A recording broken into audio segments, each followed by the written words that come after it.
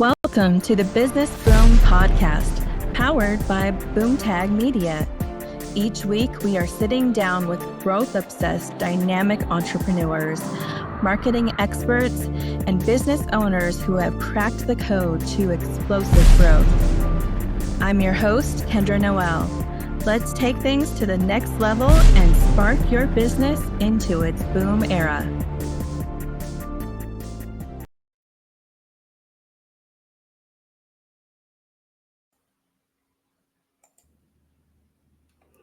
Okay, we are live for episode 5 of the Business Boom Podcast.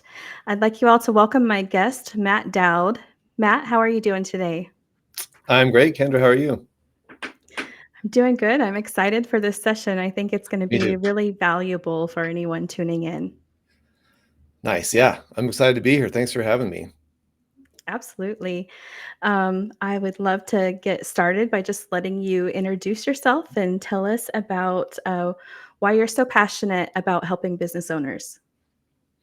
Oh, yeah. Okay. A great question. I love that. So, my name is Matt Doud. I'm in the Kansas City metro area. I'm the founder of FreeFlow CEO, where we're all about helping founders offload those the tiresome tasks and the operational details that tend to bog them down so they can stay focused on the work they love that really drives their business forward. And it's just so hard in entrepreneurship and small business to stay focused right on those top priorities. There's so many things that demand our attention and our time and our energy and effort and money and everything. And it's just like we get spread so thin that it just, I don't know, businesses have a hard time. I found, moving forward sometimes, right? It's just like there's just so much to attend to. So my passion for that is born out of really my own experience, obviously, but even from a young age. My dad was a business owner, and I like to say that my first education was a dinner table MBA, where he would Nice. come home, and we'd be sitting around, and he'd be like, "Here's what happened at the store today," and it was some issue between customers, or employee had something come up, and he would ask us. He'd like, "Okay, here's the situation. I'm 12 years old or whatever, right?" And he'd be like, "What would you do in this situation?" A customer was complaining that they didn't get taken care of correctly, right? We didn't deliver what we said we were going to do, whatever. He's like, "What would you do?" And my sister and I would answer, and I'm not sure if he would. It wasn't about like getting the right answer. It was just to be involved in the conversation. Mm-hmm. But so I was always thinking about that from an early age, the internal function of a business, right? I saw that from the inside out. And then as I grew up, I started working in, he was a Toyota dealer. He was a car dealer. Oh, So okay. it's a multifaceted, it's actually kind of like two or three businesses in one, a dealership like that, Hmm. the way it's set up. So uh, anyway, it was just, I don't know, I was always kind of fascinated by the way things work internally and making things work better. Right. And then as I got out on my own into my career, I got into sales roles early on. And I found myself always being more interested in how things were working for the business I was a part of, as opposed to the thing I was trying to sell to the customer. So I kind of moved around a lot because I wasn't really the greatest salesperson. I was okay, but just wasn't my passion, my focus to go out and sell a product. It was like, how do we make this whole thing operate better? And Yeah. eventually I got pulled into the startup world and entrepreneurship by a buddy of mine who was a mortgage advisor, and I was a financial advisor. And he had an idea for a software platform for his business that turned into a product for the market. And he got me involved to help out at first, but then it turned into where I invested in the company. It's kind of an advisor, and then it started to grow, and it needed someone to pay attention to the inner workings of the business, because he was very focused on the product and Mm-hmm. marketing and sales and everything, growth. And so it really just made sense for me to come on board in an active role in that business, and start to be the COO essentially. And that was, man, that was like 12, 13 years ago now. And so we grew that business. And then out of that, I began consulting and working with other founders to help them, just kind of do the same type of thing, help make sure their businesses are operating as well as they can, while they focus on growth and development. Yeah. Well, what a cool way to get kind of thrown into the business world. You said you started out with like a dinner table MBA. That's like such a fun story. Right. I think we try to do that a little bit with my husband and I with our kids as well. Like, always have them thinking about, hey, you may not want to be working for a corporation or for a boss your whole life. At some point, you may want to be your own boss. Right. So kind of starting to get them to think in that direction. So I love Yeah, that, your story. that's Okay. cool. Yeah. Well, can you tell us more about FreeFlow CEO and what you're currently doing, projects you're working on to help business owners? Sure. Yeah. So I set out, we've been going about a year and a half officially in this capacity. I was consulting a little longer than that, maybe about 3 years now. But about a year and a half ago, I set out to create a brand and a business that was bigger than just me working, kind of self-employed, right? Um, and so, the first year of anything is a lot of trial and error and figuring stuff out.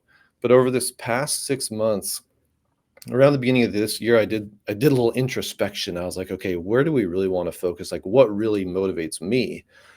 And the answer I came up with was that I love it when people come up to me and thank me or just tell me that they appreciate something I did that helped them get past an obstacle or move forward with something, right?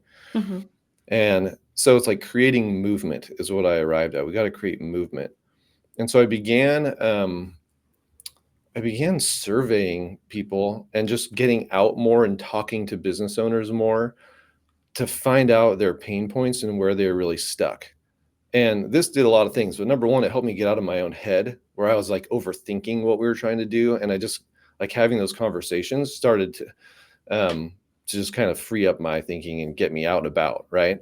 And then I started getting answers that were really valuable because then I knew where people were really actually stuck or where they needed help.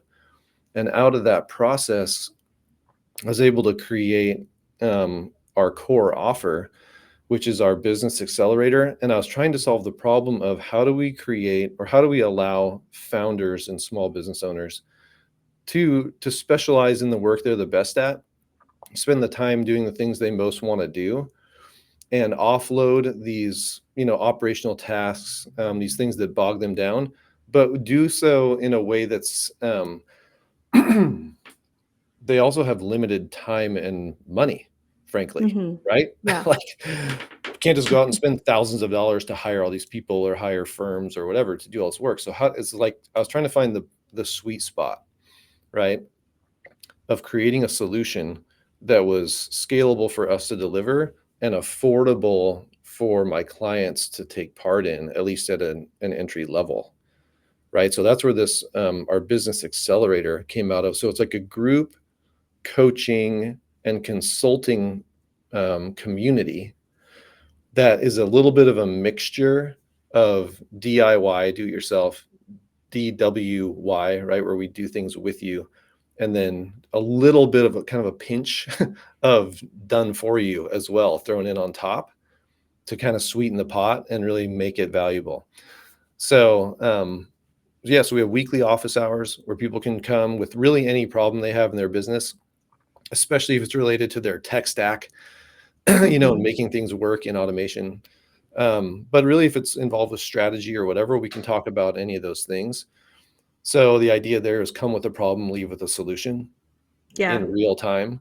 And then also for our members currently, we offer an hour a month of done for you service as part of the accelerator. So you can they can come and hand off any task within some parameters, but pretty much any task that they want help with, something that's just been sitting on their to-do list for a long time, hasn't gotten Mhm. done. It's like maybe we can help do that for them. So that's the primary components. We also have a software platform that we enroll our members in that helps them, like, for automation, and there's some marketing components. It's kind of a CRM business ops hub, and a couple other things too. We have we have training content library and stuff like that. But we try to make Mhm. it, yeah, we try to really like produce movement at us Yeah. in a, in an affordable way. Right. Yeah, Yeah, I find that super helpful to have a group to talk to bounce ideas off of, and that kind of thing. I'd love it if we could dive into that a little bit and group sure. coaching and why you think that's important. Yeah. Well, through that startup that I've been a part of for 12 years now, that's a software platform. So we were in the SaaS Academy for a few years, which is, if you're anybody in the software business Mhm. probably knows Dan Martell and SaaS Academy, but there was so much value in being part of a group, and it was on multiple layers. Excuse me.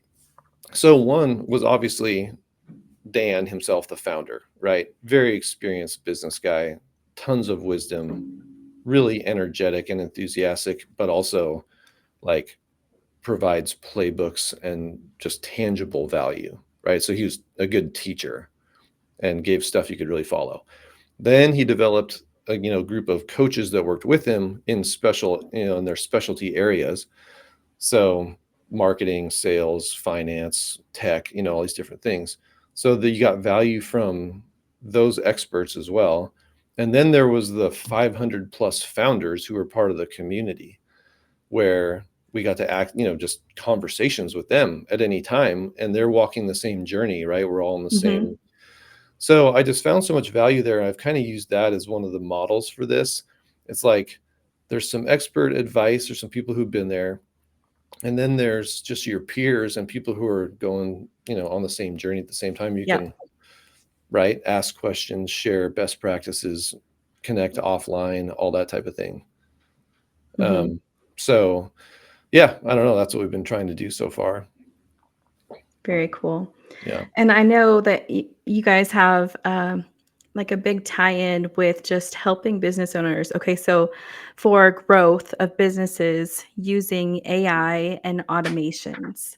Like I think that Yeah. that is something obviously a lot of people are talking about right now, but could you Yeah. give a little bit of background on your thoughts about using AI and automations and how it can really help a business grow? For sure. Yeah. It's such a vast subject. And It is. I mean, we're all kind of in there learning. So Mhm. our little tagline, one of our little catchphrases at FreeFlow CEO is eliminate, automate, delegate, right? And that is kind of the initial process that we take people through and provides a framework for what we're trying to do. So the eliminate, we could come back and talk about eliminate because there's a couple specifics there, but then automate, which what you're asking about, it's like what tasks can be done by software or technology now, right? And AI Mhm. is just getting smarter and smarter and more capable, but it has its limitations as well. So I think what it is figuring out the best uses for it where it can really provide value. Um, so I don't know, examples. It's great at creating some initial content, but you don't just want to like take what it's given you at face value and probably turn around and publish it, right? Mhm. Like Yeah. take what it gives you as a starting point and then build off it, and it can cut that work time down in half or maybe in a third, right? Something like Yes. that. Um, AI and automation are sort of different sides of a similar coin, right? But I mean, automation is building sequential things in your CRM or in your software tech stack to make functions happen, that you maybe had to do manually that now can just happen automatically. Great for lead follow up, for certain communications, right? For getting people in email sequences, or we're using automation now in our project management workflows. I don't know, but AI specifically, um, I don't know. I guess my best thought there, my best advice is just you got to get in and start playing around with it. You got to Yeah. start using it. Um, yeah, I don't know. Are you looking for specific examples? Because I could go into a couple. I mean, we started creating some website like functional tools in a platform called Lovable. You ever seen Mhm. Lovable? I I mean, have it's not seen that incredible. one Yeah, specifically. No, I know I've been introduced to a lot of AI tools through your group coaching sessions. So, yeah, um, I think that they've been really valuable, and like you said, sometimes you just have to dig in and play around with it a little bit and figure out where it's gonna really propel your business. So, are there Right. specific ones that you've found super helpful for business growth? Well, yeah. So I think that, um, well, I was starting to talk about Lovable. That's great for like functionality, right? Because you can take something you had on a spreadsheet, maybe, or just an idea, and you start telling it what to do, and it'll build you an app, basically, like a website or an app. Um, for business growth, I think my favorite one right now is Opus Clip, right? Which is where you upload a video file, like we could take the recording from this, for example. Mhm. And probably people are pretty familiar with this one now, but you run it through there and you can, it'll create all this content for you, right? Like reels and shorts and that type of thing, very consumable, viral style content that would have taken somebody hours to produce, in the past. And now it's just like knocking it out in seconds, really, Yeah. or Yeah, minutes. it's And then you really go in amazing. and tweak it. Yeah. Mhm. Yeah. I usually end up having to make some corrections to it, like, I do something similar with Captivate and, the recorded sessions and Yeah. breaking it into pieces and shorts and that kinda thing. A lot of times I have to make some changes, do some editing of my own, but it's really cool at just, like, grabbing the attention-getting parts of a session Yeah. and, turning that into a short clip that you can repurpose. So there's lots of repurposing potential with things like Opus Clip. Yeah. We Yeah. so something I stole directly from Dan Martell is the 10-80-10 principle, where if you're the leader, you want to do the first 10% and the last 10%, but then get help with the middle 80. Okay, that's like your team, or now software and AI in particular can do a lot of that 80%. So if you tell it what you need to do, it'll produce an output, but then you definitely want to go back in and do that last 10% where you really make it perfect, Yeah. right? Really Yeah, make so it you're good. doing the final touches and making sure Yeah, it's true to your brand and true to your business and all of exactly. those things. Yeah, Yeah. exactly. But it fits in so nicely with that, and that's such a useful, I mean, that's the third of our little triad of eliminate, automate, delegate is the third one, Mhm. right? So handoff work that you don't absolutely have to do yourself. But yeah, AI is kind of like having an employee on your team who works tirelessly, basically. Yeah. One of the, AIs that you did introduce me to that I have used a few times is Gamma. Hmm. That one's kinda fun as well. Yep. Yeah, you get yourself a nice slide deck or a website. Mhm. Totally. Yeah. And it's all based off prompting now, right? Well, I mean, you can input a text file, but it's like you kind of just tell it what you're thinking and it starts to produce. That's Yeah. cool about the AI. Right, and I can't remember if Gamma comes up with the content for you to put on the slides or if you have to feed it the prompt of what the content is that you're wanting in the slides. I think you can do it either way, actually, That's without what having I it pulled up was in front of me. thinking, but I couldn't Yeah, remember for there's sure. several ways to input it. You can like copy and paste stuff that you want, or you can do it more of prompt style where I want you, something along these lines with this feel or whatever, and Mhm. let it kind of work. Yeah. Yeah. Yep. So I see in the comments we have people joining from all over. We even have one from Canada today, so that's Nice. awesome, and happy Canada Day. Um, Also, like, if anyone joining live has questions, if you wanna go ahead and put that in the chat, we'll have a chance to address those questions a little bit later on.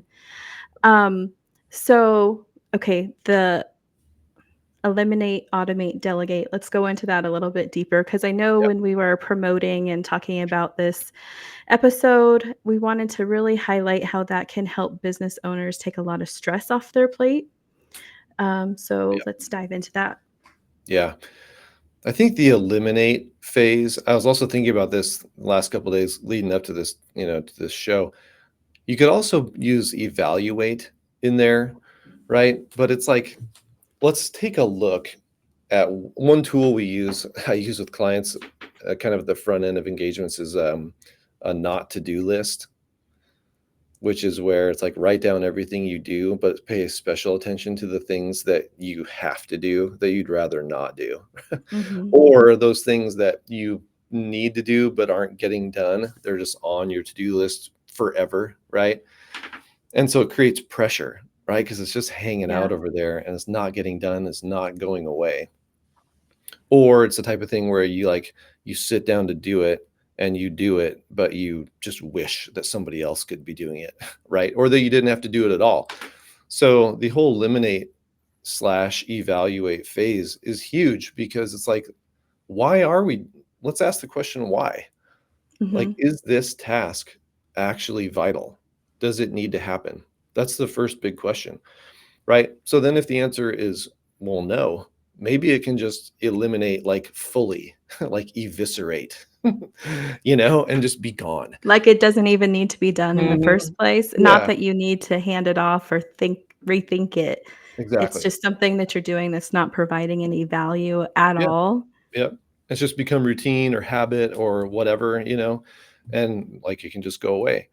That's beautiful when that happens. Maybe Yeah. that's rare. Okay. So then from there you go, okay, well, now we got these other things that I really don't want to be doing, or they're not the best use of my time, like my skill Mhm. set, my sweet spot. But they are important, they need to get done. So then we're going to eliminate them off of my to-do list and get them somewhere else, right? Yeah.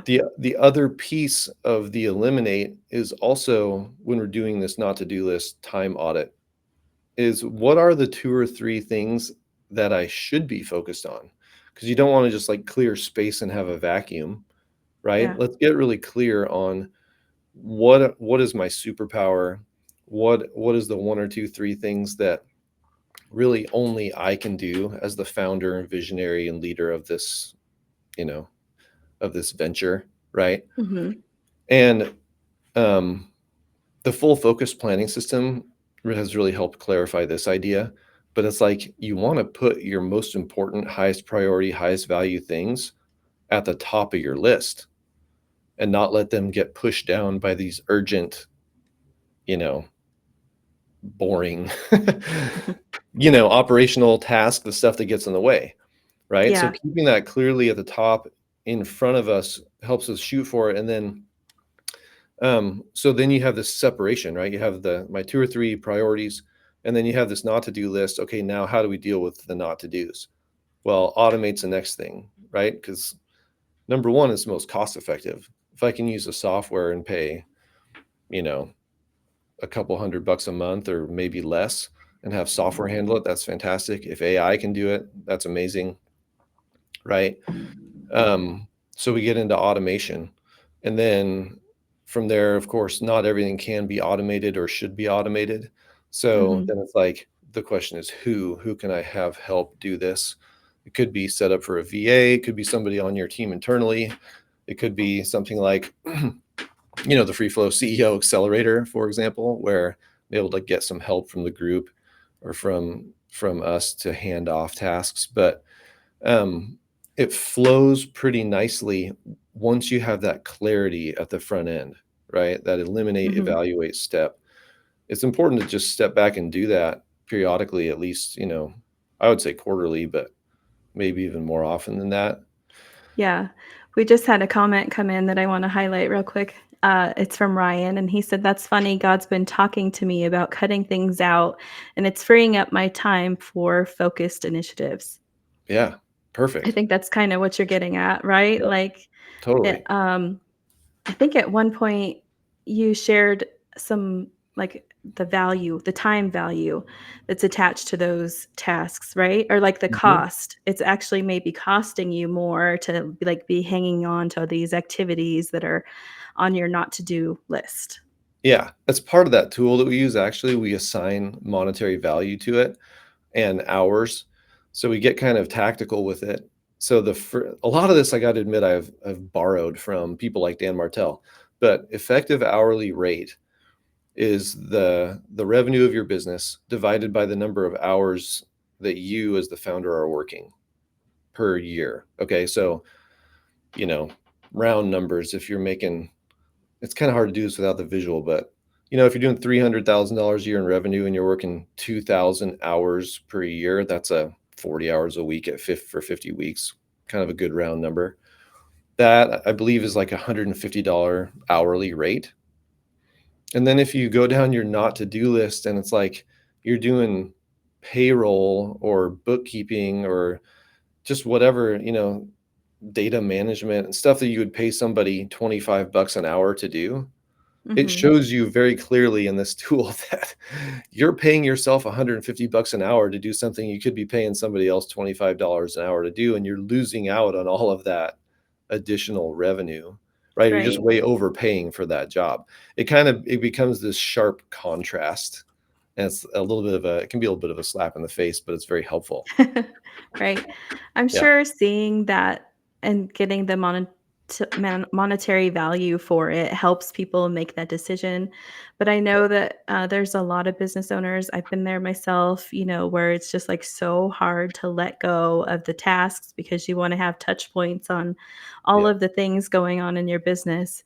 So, what advice do you have for business owners who have hit that point where they can't continue to do everything themselves? It's not really sustainable to yeah, stay in that realm, but they're having trouble delegating it or offloading it to someone else.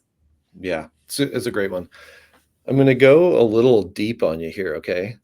I Okay. think that this issue is at its root an identity issue and this is one thing I love about entrepreneurship and working with founders, is that we put ourselves into our work, right? And so if we have come up with a product or service that the market has responded to, it's not just the thing that we're doing, it's us, like it's us giving of ourselves, right? And so when you start thinking about automating, delegating, it's like no one else is going to do it just the way that I do it. You know what I mean? Mhm.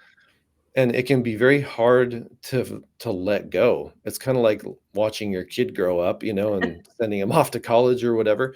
It can be very challenging emotionally, sort of spiritually, right? To be okay with 80% quality from a team member or a contractor or what AI is going to produce when you've been the one doing it and, 100% with 100% quality, like you get it exactly perfect, right? Mhm. You get as close as you can. But does that make sense? So I think the reason why it's difficult to do that is, yes, there are practical reasons too, like time and money and that kind of thing, right? We don't Mhm. have unlimited funds, but you mentioned it, is a little bit of a leap of faith to say, if this is going to grow beyond me, I have to let go of some things. And I think it just helps to be aware of the fact that one of the reasons that's challenging is because of how closely tied you are to it, as a person. Like it's a personal, deep connection. Once you're aware of that, I think it at least makes it a little bit easier to recognize and be like, okay, deep breath. Let's hand this off to a team member, and we'll coach them. Remember 10-80-10. It's not 10-90 and you never touch it again. You still get to come in on the back end and make sure it's up to your standard. Okay. Yeah, Yeah. that's a great point. You know, I can see how that would help someone let go a little bit with that principle, knowing that they're the yeah, one who starts the initiative. They can hand it off to someone else, but before it gets seen by clients or before it's posted on the internet or whatever the case may be, they have the chance to look at it again on the tail end. exactly. Yeah. And we've seen that with clients that we're working with, right? It's like it is a perfect little sweet spot. It's kind of that mix. It's like I want to let things go, but I'm afraid of what's going to happen. But also I don't have time to do everything. So how do I do both? Mhm. And that's kind of Yeah, the way to do both. perfect. Yeah. Thank you for that advice. Yeah. All right. Um, let's see. Did we hit all of the principles in your three-part system? Is there anything else you'd like to go into as far as that goes? Well, yeah, yeah. So I think and the kind of general concept is that in this process, automating and delegating are skills of their own. So another challenge, what I tend to do is I find what I feel like are subtle and sort of hidden challenges or obstacles that we're not always totally aware of. So you might think that an obstacle is I've got too much to do and I need to delegate. So if I just had Hmm. somebody to delegate to, that would solve the problem. Yeah. But it doesn't necessarily solve the problem, and maybe some of your listeners can relate to this, because there's an intermediate step of knowing how to delegate something to someone, or how to build an automation, or how to create a process that's automatable, if that's a word, Hmm. right? Yeah. And so the way I imagine it in my mind is, as a founder, I've got my little operation over here, and it's on one side of this big, huge ravine, right? But we're over here, we're secure on our, on our plateau, working across the ravine. I look over there and I can see, like in my mind's eye, I can see this fully built out like a city, that's functioning with lots of moving parts and lots of people and lots of systems and that type of thing. But there's still this gap between where I'm at now and that vision of the future. Okay. And so what do we need to get across? Of course, we need a bridge.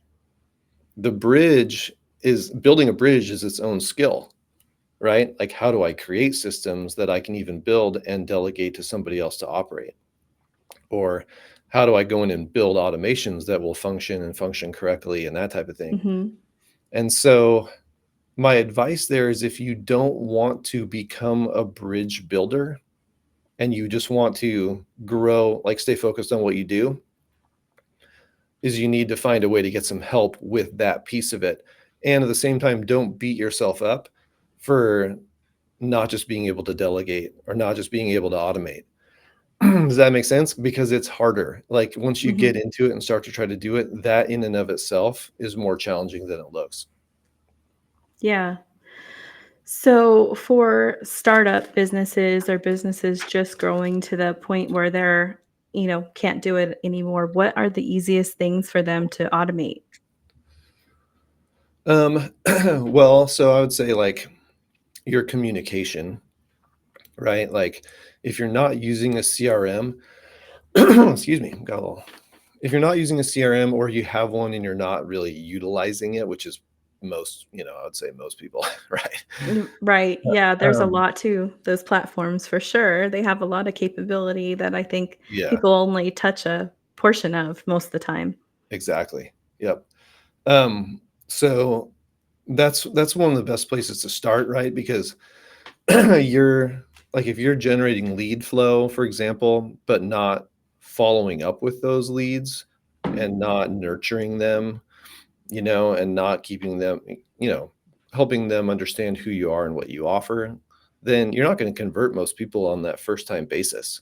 So you're spending all this money or time, energy, effort to generate lead flow, but you're really not getting your ROI out of it if you don't have a system in place to maximize it. Well, automation is spectacular for that. And it's not, that's one of the, maybe one of the easier ones to set up, right? Because CRMs are designed for that, and they'll have their own training. YouTube will be full of people who are experts in that platform, right?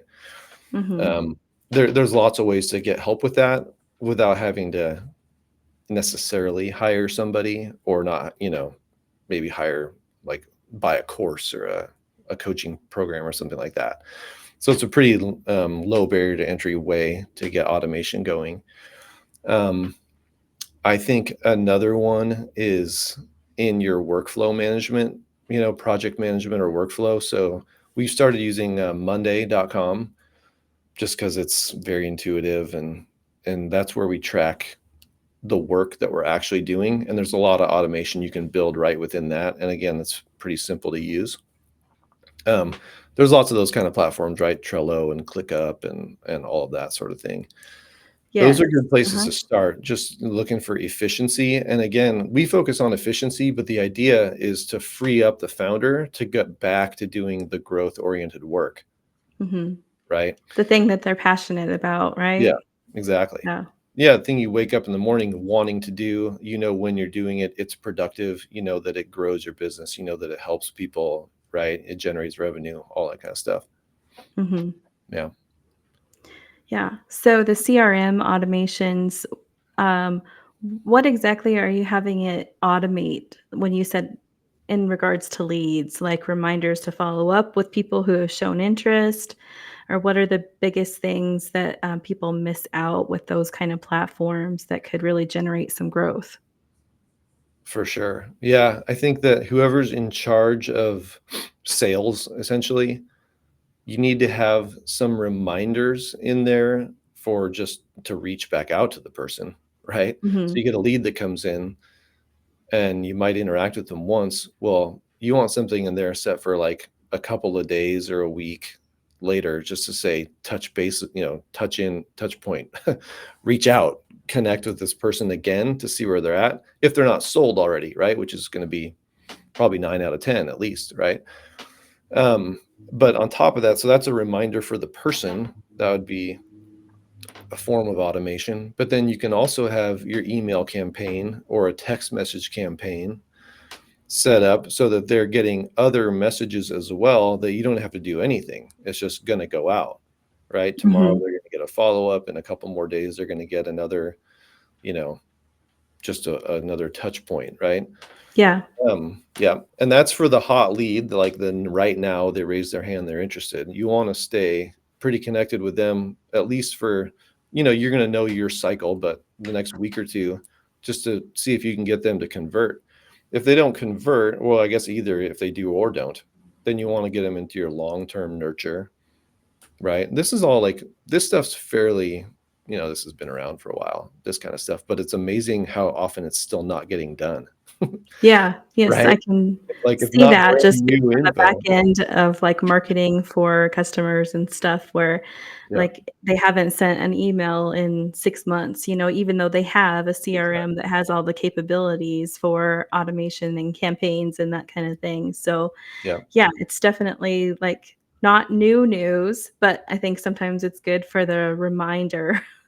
Yeah, it's like there's not a lot new under the sun. I mean, with AI and stuff, there is some new stuff under the sun, but in general, like business ops and business practices, it's like it's not really changing that much. It's just a matter of, is it getting done?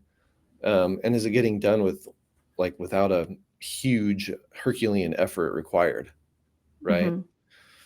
So yeah, lead nurture and follow up's a big deal. I think that even after the transaction, nurture and follow up's important because your own customers are your best next customers. Yeah. But then the other thing would be kind of back to that project management. If you're using, even if you're just using a spreadsheet, unless you're really good at those, you're not really building automations in. But how often does this happen, right? Ask yourself this. You get out of a meeting with your team and you've talked about all these great ideas and here's what we're going to do. But do you know which ideas you're really going to execute? Who owns that thing and when are they going to have it done by, right? Or when are they going to Mhm. have at least the next phase finished? Well, these work management platforms like Monday, they automate that quite a bit. You can set things up for when the thing comes in, like the item comes in, it gets assigned to the right person, it gets a deadline, right? It just becomes actionable instead of just theoretical and like floating around, never to be seen or heard from again. Yeah. That's a really good point, and I think, most of them give, like, a progress bar on the item too, so you'll know for Yeah, whoever that's been assigned to kinda where they're at, or if they get stuck, they can say, "Hey, I need help to move this any further." So, I can definitely exactly. see where that would add a lot of value to a growing business. Yep. Yep. I've created a cool one of my favorite more recent automations is, so I'm using Fathom as a note taker for, Zoom meetings and Google Meet. Mhm. And then what it does is it creates action items just from our conversation, right? Or I can tab like bookmark things as we go and say, create an action item out of this. So at the end, you have this summary transcript and you have this list of action items, which I then have running through Zapier, which probably most people are familiar with Zapier, but that's, an integration tool that connects softwares that aren't already connected to each other. So my Fathom notes and action items get sent through Zapier to Monday, where they go into my inbox of to-dos. And I just, after each meeting or at the end of each day, I go through and just really quickly, I'm like, okay, this was for this client, this is for this group, this is for this project. I assign, I move the tasks to where they need to be. And then a lot of times they'll automatically just get assigned to the right person based on where they get moved. Or if they Mm-hmm. need to, I can assign them. But in a matter of minutes, all of that conversation we've just had has turned into an actionable list, right? That's And yeah. assigned to a person. And you And can like, actually delegate from there, right? If it's yeah. not all on your to-do list, it Oh, gives it's you the all being option to delegated. delegate. Yeah, exactly. In my role in our business, I'm trying to not take on tasks as much as Mm-hmm. possible, except for the task of managing the flow of work and getting it to the right people, right? And then kind of overseeing it from there. Right. Yeah. Yeah. Yeah. And that's where you're trying to get your clients to kind of have the same Yep. overview type thinking, right? Exactly. Yeah. So we're kind of training them along as we go because we can get them in the same platform and, we're all using the same system together. Mm-hmm. Yep. Yeah. Or if they're using their own system, it's fine. We're still giving them the tools of how to do it. Okay. Yeah. Very cool. Yeah. Well, um, before we go, do you have any cool plans for the 4th of July? It's coming up I this week. do. Oh yeah, actually I do. My family and I, so my wife and we have 3 kids, 12, 4, and 2, almost 5 and 2. We're hopping in the van tonight actually and heading west, going from Kansas City out towards Colorado. So we're going partway tonight. And we're going to be spending the next week in the Denver area and then up in the mountains a little bit. So we're excited about that. Oh, that's really cool. Yeah. Last year, we were in Colorado, Denver for the 4th of July, and we went to the Rockies game on the 4th, and they Yeah. have like a really cool fireworks display at the end of the Right. game. So we got to do that last year. I think our 4th of July this year is going to be a little bit more low key. Nice. That's so cool. I love that ballpark. It's one of my favorite ones. And I've been there this time of year also in the past, and their fireworks are, yeah, hard to beat actually. Pretty sweet. Hmm. So Yeah, I don't know if we'll that catch was a that this time or not, but yeah. very cool. Well, hopefully you'll get to watch a fireworks show somewhere We'll from see where one you somewhere, are. I'm sure. Yeah. Yeah. Hmm. Well, any final thoughts? Um, I don't know. I appreciate being on the show and getting a chance to talk about this stuff. I want to encourage people that more than ever now, there are ways, especially if you're a solopreneur or, a founder and work with a small team and just you feel stretched thin, Hmm.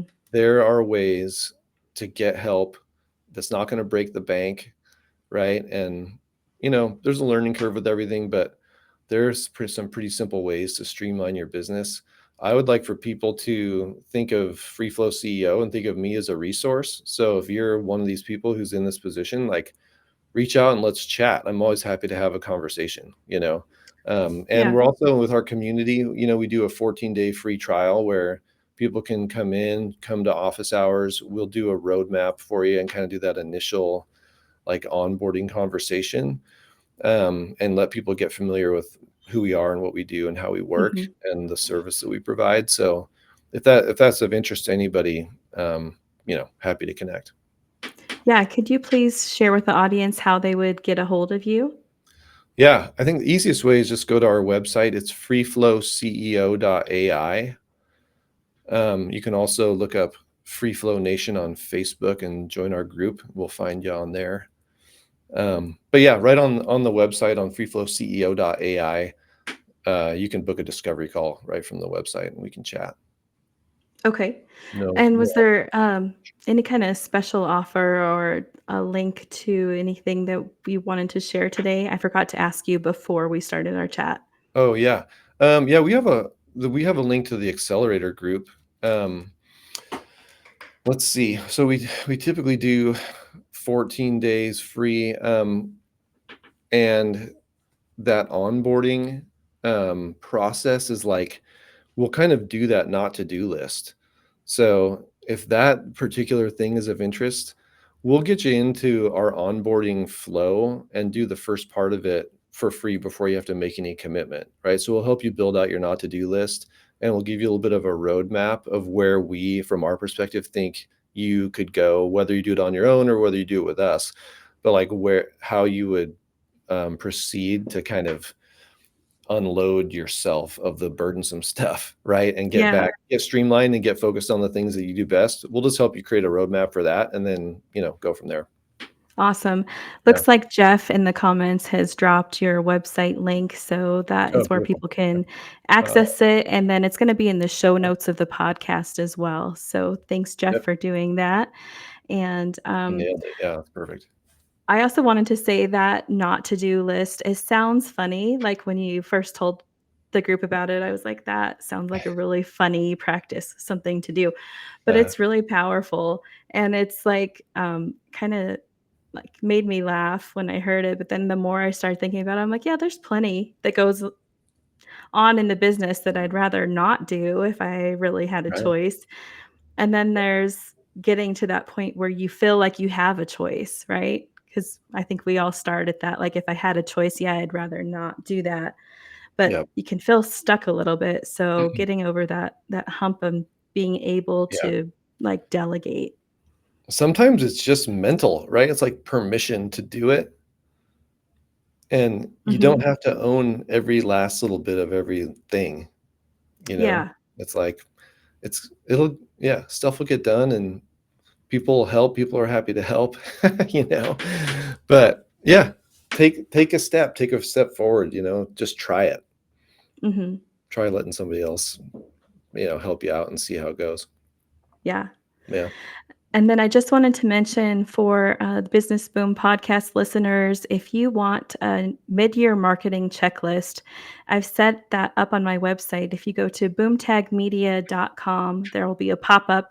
You can fill out real quick with just some information, your email address, and then I will send you the mid-year marketing checklist because I think I have a new year, a mid-year, and a November marketing checklist. So since we just hit July 1st, I think it's a really great time to remind people that it needs to be looked at. Like, right, you have all this marketing stuff set up potentially. If you've already got a website, you're already doing social media, you don't really think about marketing a lot, but those 3 times a year, I find it super important to just, like, go back through, look at things again so you can get this checklist, and it'll just kind of remind you of some things that should be top of mind, especially this time of year. And if anything's lagging, you're falling behind in any area, mid-year is a great time to just get on top of that. So that's at boomtagmedia.com. Thank you, Matt. I really appreciate you being on the show today and just giving Yeah. out your advice. I think it's going to be so helpful for so many people. Thanks, Kendra. Yeah, it's a pleasure. Always love talking to you. And thanks for having me on. Thank you. That's it for this week's Business Boom podcast. You've got the spark. Now go light up your business with what you have learned. If you like what you heard today, hit that subscribe button, drop us a review, or tell a fellow entrepreneur about the show. Keep pushing, keep growing, and catch us next week for more booming business strategies.